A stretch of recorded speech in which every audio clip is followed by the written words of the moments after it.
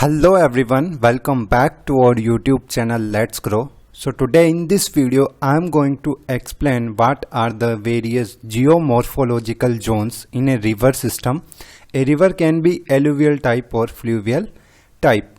So let us start our discussion with the rivers and stream first. So rivers and stream. A river is a naturally flowing water course which consists of usually fresh water flowing towards an ocean, sea, lake or another river. So basically what is a river? River generally contains fresh water and it flows due to action of gravity and ultimately it meets to the ocean, sea, lake or any other river. Running water is that part of rainfall which flows on Earth's surface after infiltration requirements are satisfied, thus it is known as surface runoff. So what do you mean by surface runoff? So basically what happens whenever a precipitation event occur, it will fall on the Earth's surface and some part of this water will infiltrate into the ground and some part will remain on the surface and flow over the surface. The part of water which infiltrate into the ground is known as the infiltration water, and the part of water which flows over the surface is known as the surface runoff. So whatever water present in the river is in the mode of surface runoff. It may be possible that initially water infiltrate into the ground and later on it will join some stream. It is possible. It gets connected into stream which continuously erode the banks or bed from one place and deposits the eroded material at some other place. So whenever a river flows, it carries water along with it, but at the same time it also carries the sediments. Sediments means the soil particles which are eroded either from the banks or from the river bed itself. So what river does? It erode the material from one place and deposit it on the other place. Rivers are the most important carriers of the sediments. Sediment means those soil particles which are eroded from the river, either from the river banks or from the river bed. These sediment can also be supplied from the upstream. It may be possible that these soil particles or sediment particles are coming from the upstream and are carrying by the river. The flowing water of river carries a huge amount of sediment. The riverbed controls the flow and sediment transport. So a river is consisting of upper, middle and lower reaches which are subjected to erosion, regime and aggradation states respectively. So basically in river there are three reaches. The first one is upper reaches, second one is middle reaches and third one is lower reaches. And what are the base on which we classified these reaches are their sediment transportation capacity, or whether sediment is transported or deposited or into the regime condition. So in upper reaches it is in the form of erosion state. Erosion means it will try to erode the bed material and bank material whenever it flows. The middle reaches is classified as regime. Regime means a condition of equilibrium. It is also known as neither scouring nor silting, means no part of sediment is eroded from the bank and none of the sediment deposited on the bed. So it is in regime condition. And lower reaches is classified as aggradation state. Aggradation state means the deposition of sediment.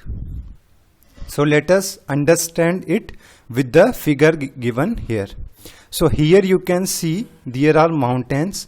Mountains generally have the steep slopes. There are multiple tributaries which will join these rivers.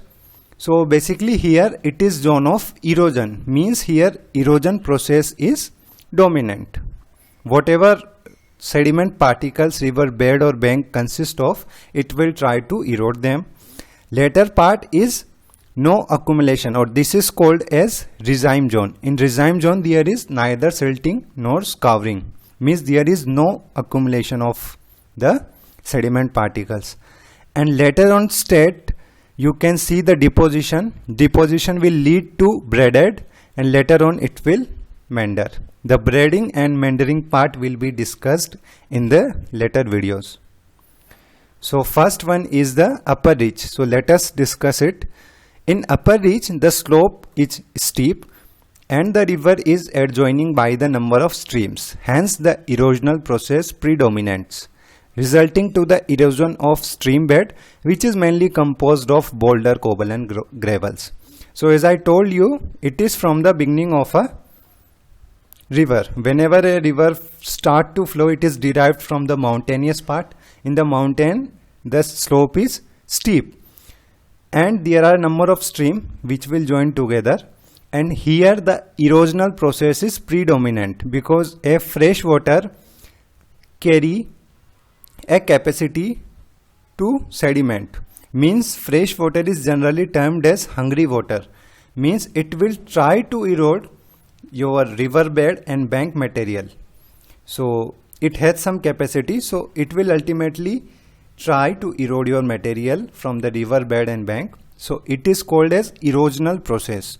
Here slope is very steep, so it will result into the erosion, and the particles of sediments are in the range of gravel, cobble and boulder, means you will get the coarser particle, coarsest particle in this upper reach, because there are large size of boulder, gravel and cobbles found in the mountain region. Now we will discuss with the middle zone. In the middle zone the bed elevation is fairly constant and the river generally flows in a single channel. This zone is identified as equilibrium zone, means neither silting nor scouring. There is a condition of equilibrium between inflow and outflow of water and sediment.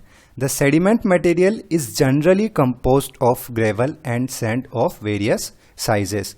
As we discussed earlier that in the middle reach your bed level is generally horizontal, or the bed elevation is constant fairly, and in this zone the river flows in a single channel, and this zone is identified as the equilibrium zone. Equilibrium zone means neither silting nor scouring, means there will be no deposition of sediment in this zone and there will be no erosion of sediment in this zone, means this zone is treated as whatever water is coming from the upstream, it will give the discharge at the downstream with the same volume, and whatever sediment it is supplied from the upstream, it will deliver the same amount of sediment in the downstream.